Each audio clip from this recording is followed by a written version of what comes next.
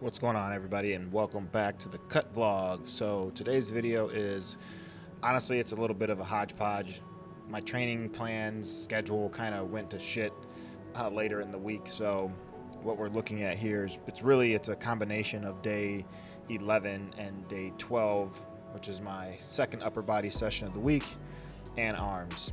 I just got busy and I ended up having to cut a session short, and actually do that session across 2 different days. And I started getting into it, and I was like, you know what, I'm just gonna kind of freestyle a little bit. So went off plan, hit some of my core movements, but largely just got in and just kind of played around with some things. So opened up with some cable pressing, and I really like these. But as you can see, like, getting into position, grabbing the cables and walking the weight out, it's going to be a problem at some point in time. It's not at present, but at some point in time, I simply won't be able to get it into position. But for the time being, it's working for me.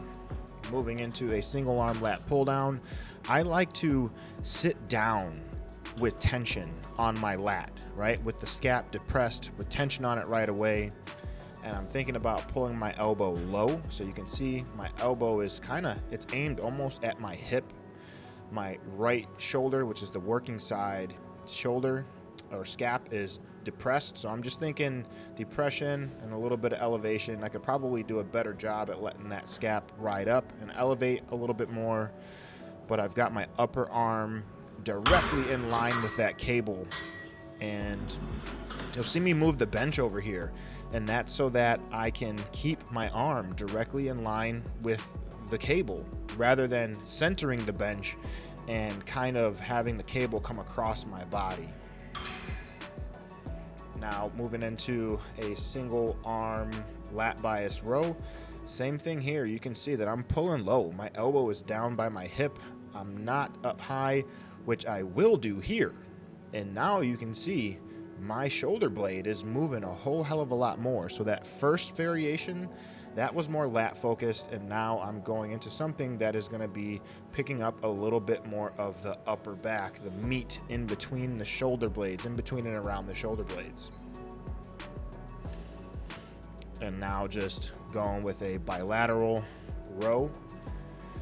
And I like, I wasn't having the best connection with my back on this day, so sometimes I'll get in and I'll do like really short ranges of motion, and I'll just pump and squeeze where I'm not really protracting all the way, I'm not really contracting all the way. I'm just kind of riding that midline and just holding and squeezing and trying to create a bunch of sensation in the target muscles, just riding the tension, right? And I found that very useful for me to create the connection with my back. So oftentimes I might do something like this as a warm-up, as a way to kind of create the mind-muscle connection before I get into some heavier loading. Now moving into a shrug. It's kind of like a shrug row. I'm thinking scapular elevation and retraction, so picking up a lot of those upper trap fibers and just a lot of upper back in general. I actually really like this, and it doesn't feel like you're moving a whole lot, but this is one that, although it doesn't look like much, I like it a lot. Now moving into some, I guess, I don't even know what to call these, maybe lying face pulls, but I was really just focusing on external rotation at the contraction. Sat up a little bit, hit a little bit more rear delts here, elbows high, and then I'll move into almost like a behind the back pull down. I'm just hitting different angles, just exploring, just freestyling with it, man. Just having fun on this day because my program, I was already fucked up. I was already off program. Fuck it, let's just have fun. And then moving into a pullover. I think where a lot of people go wrong on pullovers is that they do these with an arch in their back. And really, if you want to get the most out of your lats, your spine should be relatively neutral, if not maybe even slightly flexed. You want to keep tension through your abs, and that's going to get you the best tension on your lats. So I do a couple there, and what you'll see me do next is I'm going to actually walk this back a little bit, and I'm going to focus just on length and partials and just pumping that top range. This is something that I also really like doing on hamstring curls. After you finish a set of hamstring curls, just pumping out some partials in the stretch position, and now moving into almost like a mechanical drop set and doing some lat bias rows with the elbows close to my body. So now this is the next day. So now we're on the next day, and I opened up this session with some pull-ups, supersetted with some dips. So I really need to start incorporating pull-ups more. It's in my plan right now, but I want to put more effort and volume into the pull-ups. I want to get strong doing pull-ups because my back just has a particular look when I'm consistently doing pull-ups and when I'm doing a lot of them. And also, I can feel some pretty significant asymmetries when I'm doing pull-ups. Left side is lengthening more than right, and so I want to take some time and address it.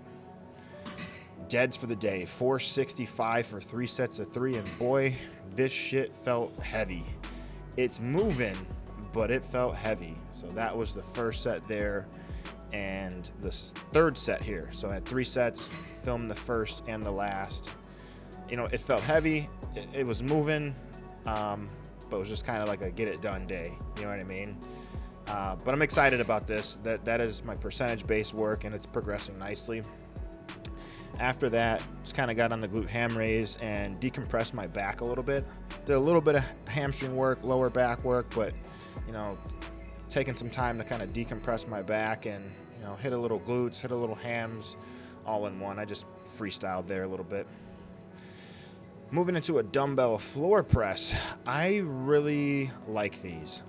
You know, you would think that because the floor is in the way and you really can't get your elbow behind your body that you wouldn't get a great stretch or get much off of these, but like I get a lot of pec, like, and I'm not completely unloading on the ground. I still have tension when my elbows are on the ground. I'm just using the ground as a reference point.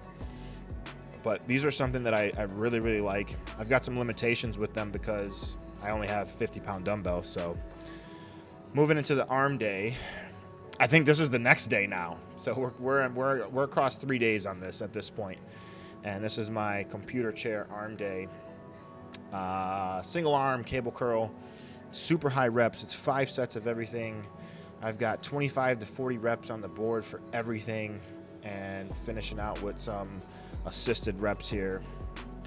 And although the rep range and the volume is quite high, I am trying to make progressions. You know, so I had a little 3/4 pound plate on there as well, some single arm tricep press downs, and then back into hammer curls. A lot of supersets, a lot of volume, a lot of blood flow. You can see that little fractional plate there for the micro loading. Vibing out to some Audio Slave. I love me some Audio Slave, man.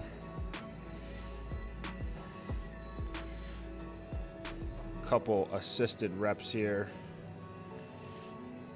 Really just trying to tax the arms, put as much blood in them as I possibly can. Single arm, overhead, tricep extension. I like to take a moment before I get into most movements to just kind of establish the tension and make sure that the weight is exactly where I want it to be at. I've never felt super comfortable doing these. They've always kind of either been hard to get into position with or bug my elbows. But for whatever reason, doing them in the computer chair, it's not an issue.